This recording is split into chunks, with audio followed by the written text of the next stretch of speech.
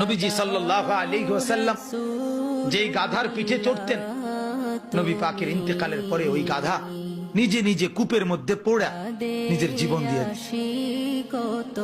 নবী সাল্লাল্লাহু আলাইহি সাল্লামের ইন্তেকালের পরে যেই উটনি, আল্লাহ নবী সাল্লাল্লাহু আলাইহি সাল্লাম উটনি মানে মহিলা জাতের উট, এই উটনিতে চড়তেন। সেই উটনি জান্নাতুল বাকি কবরস্থানের পাশে গিয়ে এমন ভাবে বসছে, একটানা 2 সপ্তাহ কোনো খাদ্য খাবার না খেয়ে, এক ঢোক পানিও না খেয়ে নিজের জীবন নিজে দিয়ে দিছে, মরে গেছে রাসূলের বিরহে। হযরতে আব্দুল্লাহ ইবনে যায়েদ ইবনে আব্দে রব্বিহি নবীজির একজন সাহাবী। সর্বপ্রথম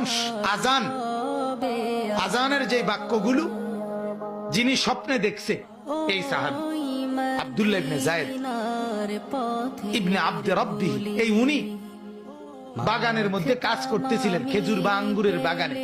এই অবস্থায় ওনার কানে আওয়াজ পড়ছে সরদারে দো আলম নবীজি ইন্তেকাল করছে।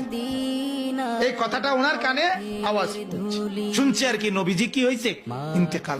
সাথে সাথে কিতাবে আছে, উনি হাত তুলে আল্লাহকে বলছে, আল্লাহ এই চোখ দিয়ে যদি এরপরে আর নবীকেই না দেখি তো মাওলা তোমার কাছে ফরিয়াদ, এই চোখ দিয়ে যেন আর পৃথিবীর কিছুই না দেখি, এই কান দিয়ে যদি তোমার বন্ধুর কথা না শুনি, রব্বুল আলামিন যে চোখ আর নবী দেখবে না, এই চোখে আমি আর কিছু দেখতে চাই না।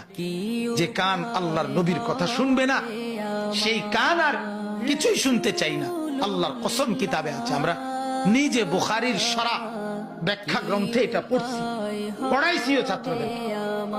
ওই সাহাবী এরপরে আর মৃত্যু পর্যন্ত কোনদিন আর কিছু চোখেও দেখে নাই, কানেও শুনে নাই।